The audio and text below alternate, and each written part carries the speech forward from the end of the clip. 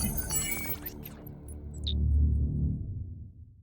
everybody, welcome to another episode of the System2 Podcast. Today, I have David, who is going to talk to us about Soapbox and the story behind the company. But before we do that, David, why don't you tell us about you? What's your story? Yeah. So first and foremost, honored to be here and to share Soapbox and our mission and all the mistakes that we've made over the years. But my story is I used to work for the United States Agency for International Development as a subcontractor, RIP, and wanted to change the way that we were doing a lot of our water, sanitation, and hygiene work around the world. So my best friend and I started making soap in my college kitchen. And we then went to farmers markets, and then we got into some bigger chains, and then eventually Target and Walmart and CVS and Kroger. And I wish I could say like it was a fairy tale ever after, but it was an absolute wild ride and still continues to be like a wild ride. It's weird that, now that we've been doing this for 15 years, you would feel like there'd be some leveling off of this roller coaster ride, but man, it just, the hits keep coming. So it's been awesome. But Eric, Dan, Stephanie, and I, started this, and we're just so proud of where it is. So Soapbox is a one-for-one company. Every time you buy one of our products, we donate a bar of soap. But that's important because food stamps in the United States don't cover hygiene items. So we really pick up the bill for homeless shelters and food pantries and shelters when they need to basically provide that to their clients, especially if like a homeless shelter has a wash program. The frequency in which they go through hygiene items is so much faster than like, the winter coat that you donated for one of their clients that might last a season or two. What were you like as a kid? Were you always, I see that you're an Eagle Scout. Were you always interested in these kinds of topics, or how did you get into sanitation and soap in particular? It's a great question. I think I always wanted to found something that gave back. That was always at the core. It was like, how do you create something that does good and helps others? So I think that was always in focus. What was not always in focus was the fact that I was going to go and do business. I thought that, business was focused just about getting yourself ahead, but I've discovered that business can be a huge force for good. And that, like anything, each business is made up by the people that run it. And at the end of the day, every business is a people-led business. So what does that business do? What does that business prioritize? How do they take care of their consumers and customers? Do they care about sustainability? Do they care about allowing their consumers to be everyday philanthropists? Like that to me is just amazing and wonderful. And the more that we can empower our customers to do good by providing an amazing, natural, thoughtfully crafted product at reasonable price points, awesome. Right? Like that's an incredibly compelling and clear reason to get up in the morning.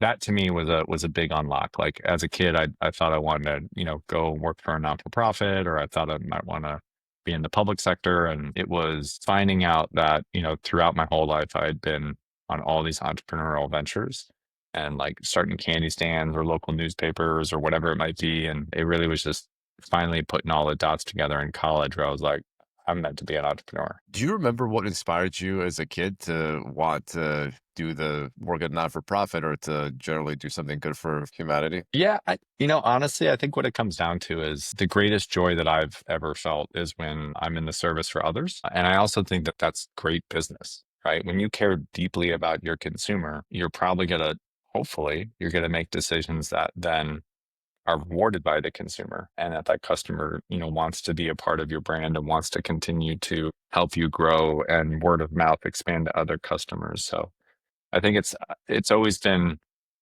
how can you be of service to other people? And I think that's translated well into how do you overserve your customer? Tell me more about these initial businesses with the candy stand, the newspaper.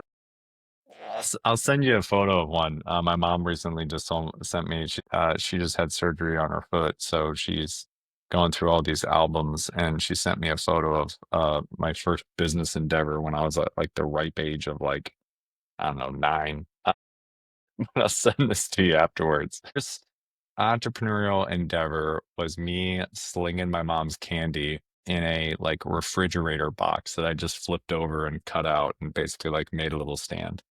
And thankfully our neighbors took pity on me. So they like went and bought like melted Twix from my little stand that probably, crazy markup prices. Were you extroverted? Like, did you find it easy to go out there and sell candy, melted Twix to your neighbors, or Man, was it hard?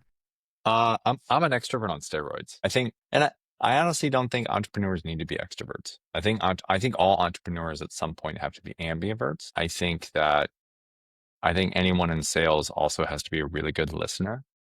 I think you get better at sales the more you listen, because your consumer or your customer will tell you what they want. You just have to listen for it.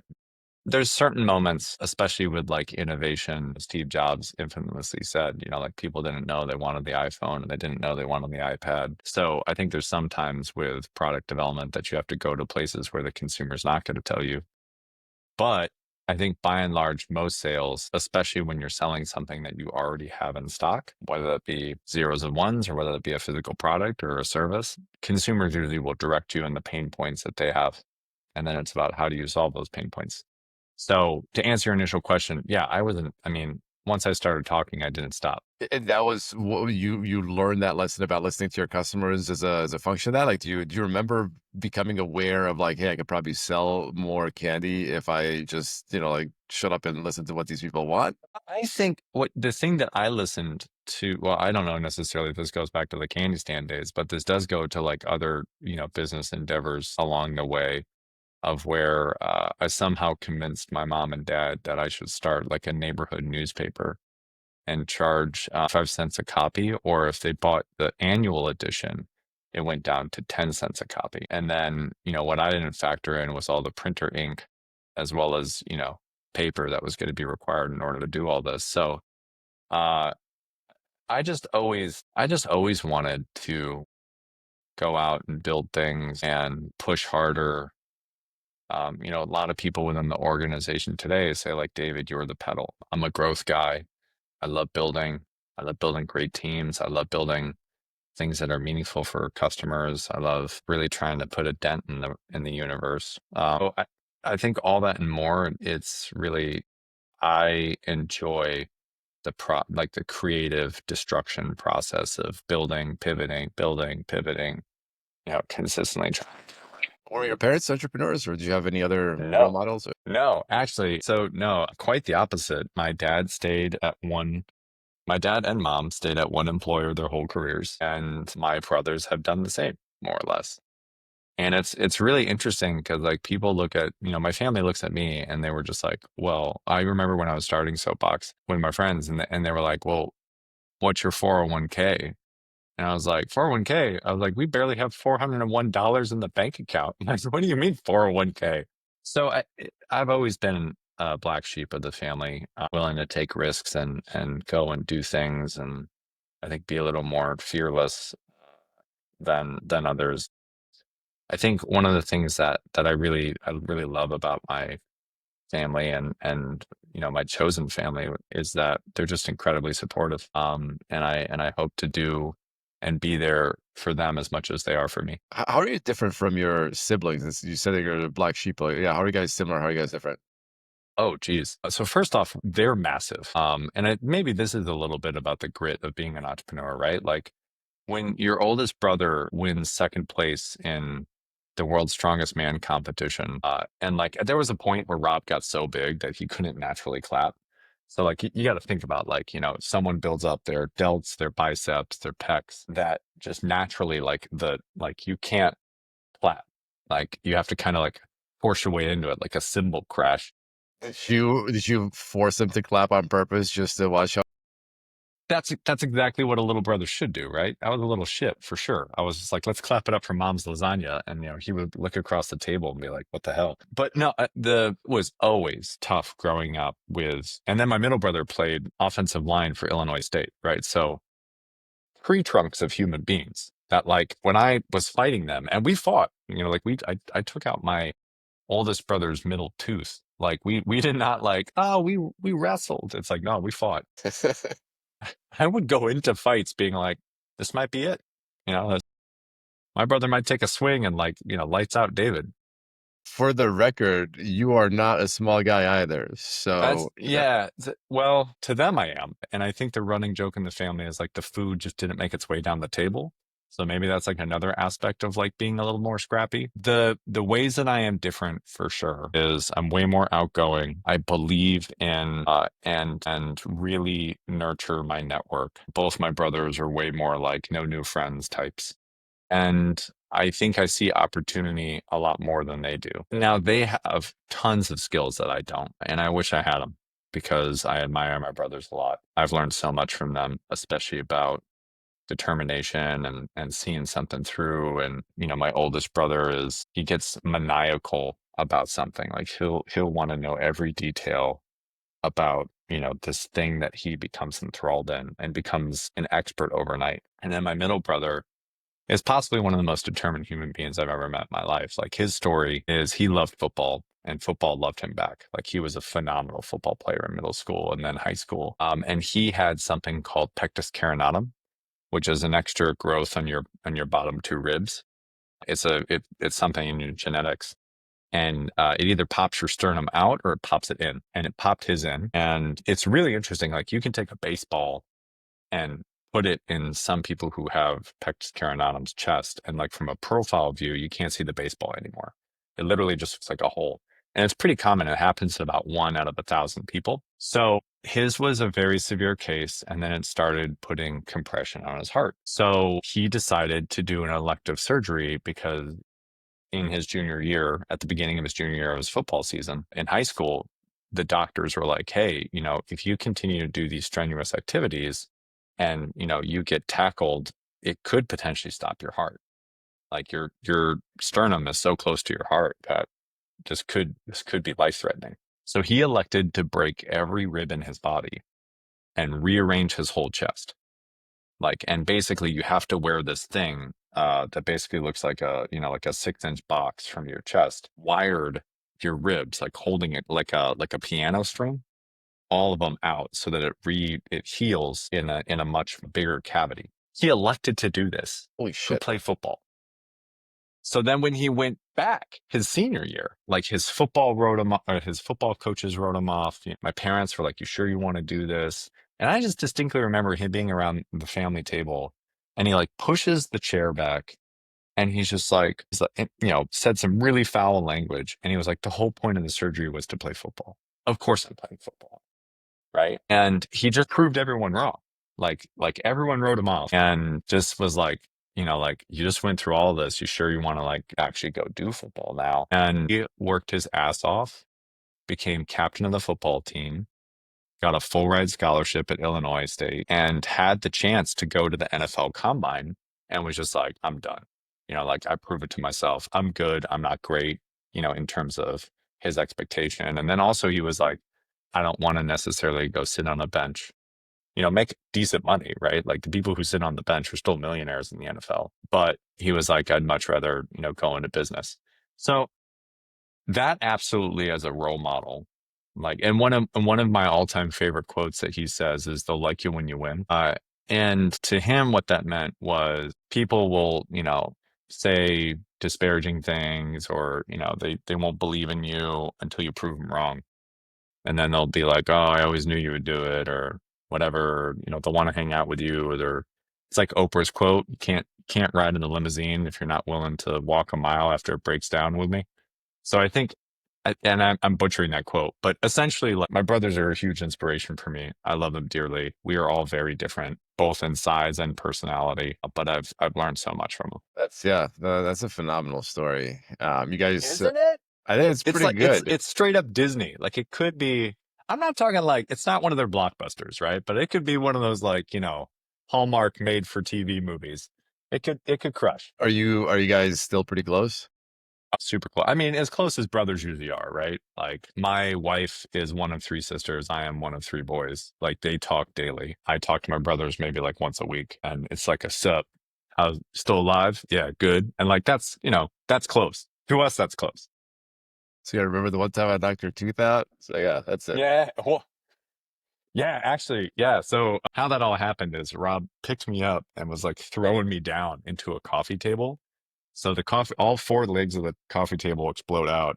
And This it is comes not down to like just one of those, like, fake coffee tables that's meant to do that. This was, yeah, like, no, your no, actual no, no. coffee table at home, yeah. I mean, it was wild, man. Like I think maybe it's a symptom of being raised in the Midwest. Maybe it's a fact that like were just had so much energy. Maybe it's the fact that like we had a phenomenal upbringing, and the fact that like we were in the suburbs of Chicago, but there was a legit cornfield like a block away from our house. So like we would like run in there and throw M80s at each other and that type of stuff. It was fantastic. And I think what's so funny is there's so many people proud to be from the Midwest, but usually they move. Like there is something magical about, in my opinion, being from, flatlands where people take pride in being kind and taking care of their neighbors and all that jazz. But yeah, my upbringing was influenced by Boy Scouts and influenced by my brothers and influenced by being just this quirky kid that always wanted to do more and start things and sell products to consumers. How so yeah, take us from that and from college to what you did afterwards. What was your first foray into getting a job or working? So I thought I wanted to be a public servant, and that's code for I wanted to go back home in Illinois and run for governor. And I went to school in D.C. I went to American University, which I love that school. I loved my undergrad. It's not for everyone. Like you gotta love public policy in order to go to American because there is no football team. It's not a normal college experience, and everyone there wants to debate you on the merits of like zoning policy. So it's like you gotta be a nerd. And I it was interesting also, like when I went there, I had this belief of like you're in DC, other colleges around the country can only like intern at DC during the summers. Like whereas you can intern all the time because you're in DC. So that's what I did. I worked for the Army as a US civilian, and I worked in the Pentagon, and a lieutenant colonel took me under her wing, and it was awesome. I did that for a year. I worked for Tom Carper, who was a US senator from Delaware, for a semester. I worked for Michelle Rhee in the District of Columbia Public Schools. Like she was a firecracker back then, a huge reformer. Mixed results, but that's for a whole other podcast. I worked on the Obama campaign, so I did that for about half a year. That was wild. Was canvassing in Iowa, was canvassing in South Carolina, was became the executive director of DC Students for Obama. So had all the colleges roll up in various efforts. It was awesome. It was a wild ride. And then I got a job at USAID. So nowhere in all of this, right, is like very clear wants to go into consumer product goods. It was the mission. And I think my experience in having all of these either within the military or the government or campaigning was, oh, man, like the type of change that I want to make and the speed that I want to make it is probably going to be best done in the private sector. How did you when you were talking when you were at school in DC and you had the realization of being able to intern much more than other kids who would have to come there in the summer to do that? How do you think about your natural sort of skills and talents versus being able to be a little bit more like more strategic and figure out like what is it about me that I can do better than somebody else, whether it's because of something that is innate to me or just a position that I put myself into to then increase my chances of success. So I'm curious how you think about that whole like or whether it was like strategic or if you just like stumbled into it, but kind of these little like strategies to get ahead in life by putting yourself in a position to be able to rack up these experiences and be able to succeed. I think, that there isn't, how do I think the best way to put this is the reason why certain quotes about success are so trite is because I think that they're more or less universally true. Like the decisions are made by those who show up. So first off, show up, right? Someone says, "Hey, like come out to for coffee." Like show up, be responsive. Like there's just so much I think in terms of going that extra mile. Yes, and that will continue to pay dividends, but a lot of people don't do it. because they justify for one reason or another that they're busy or that it doesn't work with their schedule or that they can't do it or that they're not worth it, whatever it might be. So I would just say that some of the biggest things that I've discovered in life in terms of the success that I would like to believe that we've built here at Soapbox. So Soapbox did 50 million in sales last year. We'll grow another, 30, hopefully more percent this year. We're incredibly excited about the good that we're able to do. We're celebrating our 50 millionth bar donated this year. We're able to celebrate and do a lot. And we sell in Target, Walmart, Kroger, Wegmans, every division of Ahold, so Hannaford's, Giant, Food Lion. We sell on Amazon, we sell in Meijer, we sell in Winco, we sell a bunch of places. We sell in Canada, Mexico, a little bit in the UK. We're in an incredibly competitive category, taking on the likes of Unilever and L'Oreal and P&G. And I would like to believe that a lot of that is also grit. So the number one trait that I've seen in successful entrepreneurs in the past 15 years of being an actual like operator entrepreneur in the field is grit. Like, can someone take a punch, figuratively or literally, and still want to fight? And I think a lot of that comes to the belief that they have in themselves. A lot of that comes to almost this like, sense of delusion of being like, yes, you too can take on these massive multi billion conglomerate competitors and win. I'd love to get into some of these moments where you had to demonstrate your grit. So why don't you talk to us about how you started the company? What was the initial idea? It sounds like you have a couple of other partners. Were they with you from the beginning? Like, tell us the story of Soapbox.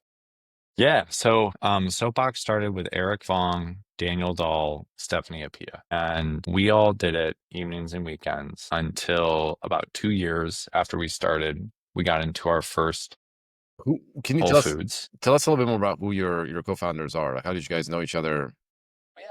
I knew Eric. Eric and I were in Boy Scouts together growing up. We lived, a couple blocks away from each other. We always talked about doing something together. And then Stephanie and I did Teach for America with each other. We both were educators in Philadelphia.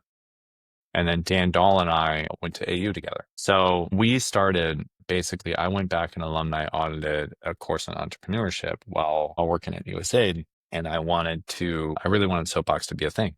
So Eric and I started it. Dan was taking that course. I was able to graduate college in 3 years. So I basically went back and alumni audited this, what would have been my fourth year. And it was awesome because like it was in that course that we had to, for a final project, like come up with a full blown business plan. So we just wrote it about Soapbox. And that's where Dan and I were like, yeah, let's do this together. So it was Dan, Eric, and I.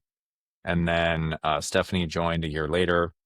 And then when we had gotten our first investment and Eric was ready to go full time, he called me the evening, like essentially around Christmas time in 2020. No, not even 2020, geez, in 2013. Like it was right before 2013. And called me and was like, hey, I can't do it. Like I can't go full time. I can't, I want to work, 9 to 5. I don't want to work the weekends. And this is really risky. And we were like, hey, first off, thanks for being self-aware enough to realize that like the pace that we're going to have to move at is something you don't want to commit to. And then Stephanie was like, I'm going to go get my JD MBA. And we're like, you can't do both. So Dan and I bought out Eric and Steph, and then I made Dan equal to me in terms of equity. And then we went and did it. So it's been Dan and me essentially and a team of like, 20 plus people now. We've brought on people from Nestle and Unilever and Church and Dwight and Buy, like the beverage brand, and just a bunch of CPG professionals who know way more than we do. But at what point did you buy out Eric and Stephanie? 13, when the stock was worth nothing. And they've not been involved in the company since, or they come back?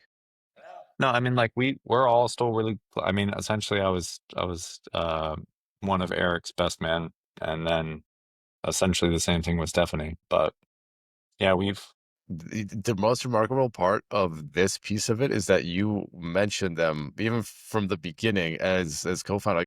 I imagine other people in your situation who have bought out an early partner from like over a decade ago would not even mention them in the company story. I mean, this is pretty. I don't know. It's pretty impressive. Oh, thanks, man. I mean, it could be crazy, right? Like it depends on how you want to look at it. No, but they're super cool people, Yeah. and they were there at the beginning, and they definitely had their fingerprints all over Soapbox's success, and they were super self-aware and really reasonable, and they wanted to see the company succeed. And um, okay, I probably should note that this is weird because about a decade ago did a segment on us because it was so weird to see how we bought out them. And then I made Dan equal to me. And the producer, even at the time, was just like, this is weird. We don't see this. So, yeah, I hear you on that. I think that also is probably part of the reason why we run the company the way that we do. So, we're very, very, very picky about who we let in. And then we fight feverishly for the people who are here. And essentially, like our company culture can be distilled into like two value sets, and that is that the type of people we hire and the type of people we love working with are humble, hungry, and smart, and in that order. And the reason why humility is number one is because we find that really good team players usually know the things that they're bad at. Like, I want you to be hungry, right? I want you to run through walls, and I want you to be smart. Like, that's all pretty self-evident. But I also want you to know that, like, if you're really good at sales, but you're not really good at the details, then I need to know that, and you need to know that. That's more important. Is like, I need you to rely on our analyst as well as our controller and like ask for their help in watching over things because, you don't have that attention to detail. And then the second value set that's really important to us is that we like to say we're open, honest, and professional. So what that really means is we're direct but kind with each other. So there's a lot of disagree and commit that happens within the Soapbox. There's a lot of people who voice their opinion very loud. And I love that. I want people to feel safe and that they can tell me I'm an idiot. Because if I'm being an idiot, if I'm pushing the company towards a certain idea that there's a lot of friction, I listen to it. There's sometimes where I'm like, no, I'm the CEO, we're taking the damn hill. But there's a lot of really smart people we have here, and it's important to listen to the smart people you hire. What happens when someone does not do that or uphold those company values? How do you deal with that okay. We push them out. I mean, ultimately, it you can do this with smaller teams. You can also do this with big teams, right? Like Netflix, no rules, rules, like has done a phenomenal job of being like, we treat people like adults, and then they act like adults, right? And like people who don't fit their culture or are not results oriented are met with a very generous severance package. Like I love that.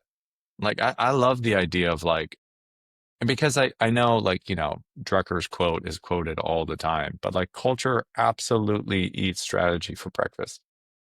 It is like, how are you building a team that if you go on vacation for a week and you come back and you're like, damn, I should go on vacation more often? Like, you guys crushed it. That's what you want to do. Is like essentially make yourself irrelevant, empower your team, hire people who are way more qualified than you that, know what they're good at and know what they're not good at. Like kill your ego. Another one of my favorite quotes is by Harry S. Truman. They like never underestimate all that can be done if you don't care about who gets the credit. Like on a daily basis, I remind myself to like kill my ego because I find that I'm a much better leader when I do. How does that manifest? How do you know when you're leading by ego versus you've actually managed to subdue it? That's tough. I think I would like to believe that I have a pretty good understanding of myself, and I would also like to believe that if you're really listening both externally and internally, then you're gonna know when you're doing something out of passion or anger or spite instead of because you genuinely believe that's the best objective thing for the company. And yeah, I really genuinely believe that the more that you check in with yourself and ensure that, like, hey, am I doing this for the right reasons? Is my ego or pride getting in the way of what is best for the company? And how do I ensure that this is the best path forward with as much information as I have at the moment? And then you got to be okay with failure. Yeah. Speaking of information, I'd love to get into some of the numbers. You mentioned that you guys did 50 million in sales last year. You've been doing this for well over a decade. How do you remember the first year that you were in business? What did you do in revenue? And talk us through that growth, how you got your first couple of customers, whether you fundraised and that whole path. Oh yeah, first year was like 23 grand. So we've come a long way, long way. Even that, like, I mean, I remember when we made our first sale and the first couple of sales, like, even that's hard, right? And it's like 20 grand in the first year and you're going from 0. That's not easy. Like, tell us about that. How'd you get started? Who were some of the first clients? Well, I mean, we had a Wix website, and I'm pretty sure the first customer was my mom. So thanks, mom, if you're listening to this. But I think ultimately the thing, if I could go back in time and change a couple things right off the bat, I'd say the biggest thing that we missed the mark on was we had read all of these books on entrepreneurship that were meant for digital products. So, Lean Startup by Eric Ries and all these other like, from the Valley entrepreneurship Bibles. And it was great, in terms of like fail fast and pivot but like you can't do that when you're making a physical product and that physical product is, sitting at a shelf because you can't pivot your label, once it's on the shelf. You have to wait for the whole year to go. Even if it's a year, it might be like 6 months, it might be 2 years in terms of when Target or Walmart or whatever reviews it again. And we just didn't put that together. Like we didn't have the skill set to really understand when and grow in consumer. So I think that we would have been way more successful if we had some people early on who had an inkling of consumer because we would have gotten the positioning right. We would have gotten the branding right. And I think we would have been way more successful early on, just like magnitudes more successful than we were. Did you So guys that was get tough. Were you sold in retailers right from the beginning, or did you have your own website, or how did you get Yeah. into them? Uh, Probably the same way that I sold Twix bars to my neighbors. Like honestly, I just knocked on doors and refused to leave. Wow. That's impressive. So you guys never had a significant like a direct to consumer business or No, so. no, our D2C is thriving right now, but it's only in like the past 12 months. And it's really, yeah. So we are not a digitally native company. We were always retail and we refused to give up. And we launched some of the most heinous packaging that you could ever imagine. Like Tell us about it. packaging that I'll send you some photos so you can put this up during the podcast for people who are watching. Or, if it's not on video, then just like put it in the comments. But yeah, our packaging was awful. And it's super funny because someone sent me like the timeline of Athletic Greens, like how bad Athletic Greens was and like version one, like take that, make it worse. And that was ours. And then the worst thing is like we didn't go better for a while. We went worse. Like we started bad and then went terrible. And then thankfully in 2017 and 18, we launched something that was like really good. And it started catching on. And that's like when we really dug our heels in on being an amber bottle. But yeah, yikes. I'm curious to learn what some of these takeaways are in terms of what makes a successful packaging, but then also I'm curious the business impact of that pivot. Like I don't know if you recall what the sales were before and after you were able to make this pivot and how much that contributed to the growth of the company. The packaging change saved the company.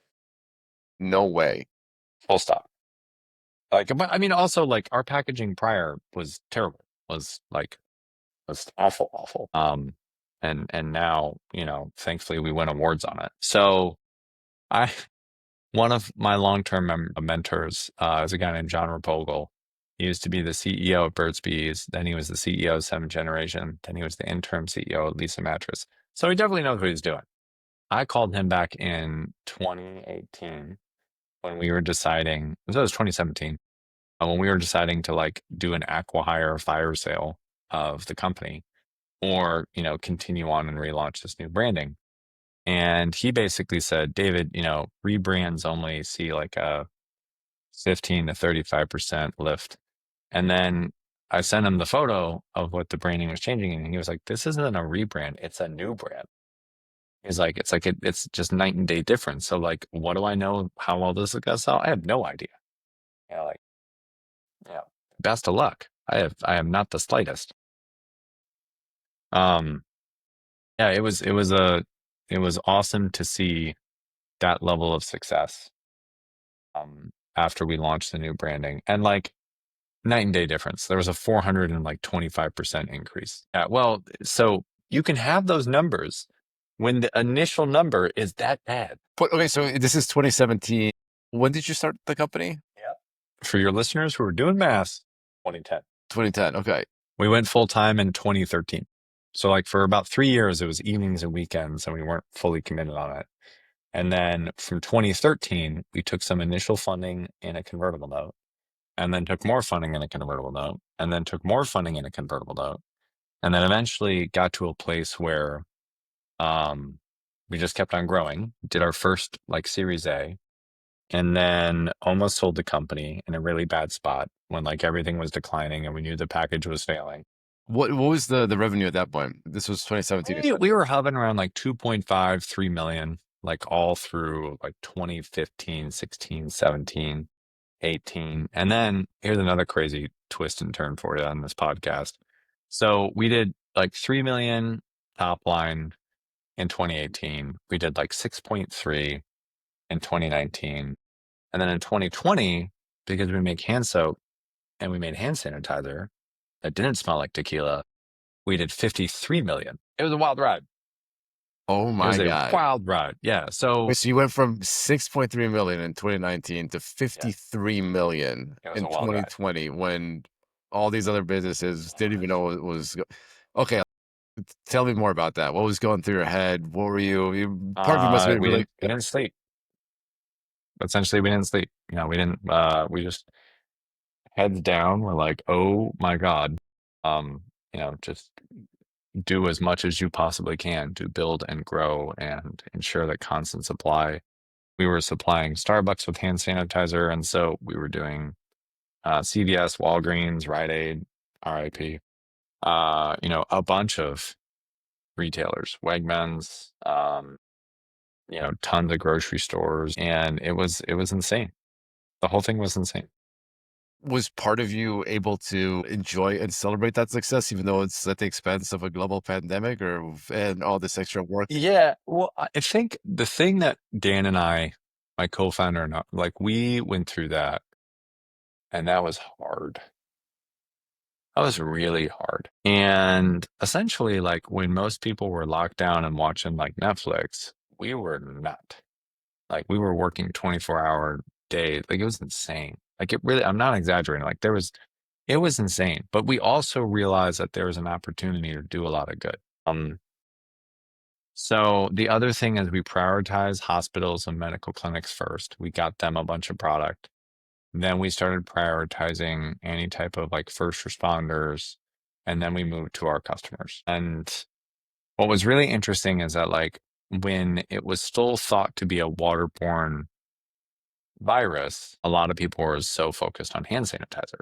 And then when it became that it was, it's a aerial slash like fine mist, that's not necessarily hand sanitizer is not going to really slow that down. So it went from being a hero to zero with a bunch of our vendors really quick because like we made all this hand sanitizer, we supplied it overnight. It was all made in the United States. Like it was fantastic, right? Like we were able to move mountains very quickly. And then all these retailers came back to us and they're like, cool, now it's time for you to take this back. And we're like, and because we had been around the block a couple times, we had made them agree to emails that said like no markdowns, no returns, no co-ops, no promotional funding. And thankfully we had all these written agreements that like, no, you will not take this money. So we had to play this really fine game of like, Wegmans is like, we love you guys, but you're taking back a couple truckloads or else you're not selling here again. And we're like, the ultimate trump card. We need you. So yeah. So what'd you But do? Did you take back some of the stuff, even though you were not? yeah, we took back some of them. Every partner was amazing. Like Wegmans, I love the Wegmans family. Like they're truly amazing individuals. Like I think the thing is that because we are mission driven, because we give back so much of our profit to homeless shelters and food pantries in the United States and through various efforts around the world, we have a lot of friendly conversations with people like as big as Walmart and is down to like local bodegas. It's so okay, go back to 2020 when you did 53 million in revenue. I love this kind of stuff because it's never as easy as it sounds or as easy as like the headline number is. Okay, that sounds like phenomenal growth, but at the same time, you can just get destroyed from a profitability standpoint if you get stuck with all this excess inventory that you now need to refund. How did you think about managing not just like top line, but also profitability, margins, all that? So we just tried to be incredibly careful as fast as we were growing. We made some mistakes. We bought too much in certain things. We bought too little in other things. We thankfully made all of our customers agree to these terms, so we were protected a little bit. And then I think the other thing is that we were just, as I said earlier, we just overserved our customers. Like we just genuinely cared about doing the right thing and being there for our partners, and thankfully that paid off. And okay, what about post-COVID? Obviously, there was like a COVID bump. Huge drop. Oh my gosh. Like it's really interesting, right? Because like if you look at 2020, the vast majority of our sales were hand sanitizer and hand soap. And now if you look at our sales, like the vast majority of our sales is hair care. What we knew in the jump from 2018 to 2019 is that we were going to be a hair care company. It just so happened that we've been making liquid hand soap and knew how to make hand sanitizer for years. So we took the opportunity in 2020 and ran with it. But, today, almost 80% of our whole portfolio is hair care. Wow. And so, okay, so you were already making this category shift into hair care before COVID, and then just COVID, you ended up obviously doubling down on the soap and hand soap side of it, but you had already the hair care line was already in the works, and then that's what you capitalized on over the past couple of years. Uh, Mm. And even yeah, it's such a phenomenal like roller coaster, right? I'm not sure that at the time it was not that fun to be going through it, but Roller coasters, right? yeah, I mean, You're spot on. yeah, like how and now like you're back up to that number with a different company than you had back then, a more sustainable company, right? It's not at the whim of some like global like macro event to change things. Like how do you think about the future and in terms of categories, in terms of people spend on these kinds of products and what that means for you guys? We're thoughtful about the categories that we enter. And thankfully, our customer really loves our natural, thoughtfully crafted products. So we essentially are just very careful about the spaces that we move into. And also, we get told by our consumer a lot of where to go and where not to go. And that's awesome. Like, we love that. What are some of the latest trends where people saying, They want more stylers from us, they want more treatments from us. They feel like we have enough like care products. So care products would be like shampoo, conditioner, like a deep conditioner. You'd look at something like hairspray as a styler, something like an anti-frizz is like a treatment. Eventually we're gonna go into dry shampoo. There's a ton of categories that we're excited to expand and grow into with hair care. awesome. What have you kind of go back to some of the lessons that you've already talked about when it comes to grit, to persevering through all this, reflecting back on your entrepreneurial journey from even from your childhood, but even from that class that you audited in college. What's the reality been versus the idea and the dream that you had going into this? What surprised you? What was better? What was worse? I think we all thought that this was going to be a lot easier than it was, or has been. I think it's exciting to see all the growth that we've had. I think it's been really exciting to see the impact that we've been able to do. So I'm going to leave you with a story. Given recent budget cuts by the current administration, America's aid and efforts around the world have been curtailed. One of the things that USAID was doing was providing much needed supplies, one of them being hygiene to the Rohingya refugees in Bangladesh. So there's about a million people sorry, I was waving at my neighbor. There's about a million people who live on the sides of a golf course that are all Rohingya refugees in Bangladesh. And essentially, Soapbox consumers, because of the one for one, are providing hygiene to all of them. And that would not be the case without Soapbox. So we like to view ourselves as the conduit. Like we allow people, every day, just people shopping for shampoo or body wash to become philanthropists just by changing, the products that they buy at shelf or on our website or on Amazon or on Grove or Walmart.com or Target.com or wherever they're shopping. And that to me is incredibly compelling. I get super excited about that. And then one other thing for your listeners, if you stayed with us the whole time, if you do System2 Soapbox, you get 25% off your first order.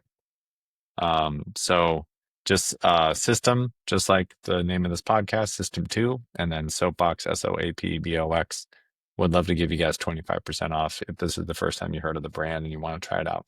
But just go to soapbox.co and use that discount code.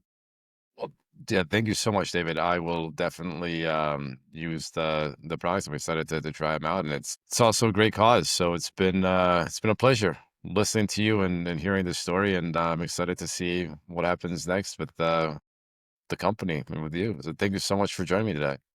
Of course, man. Thanks for having me. Awesome, thank you.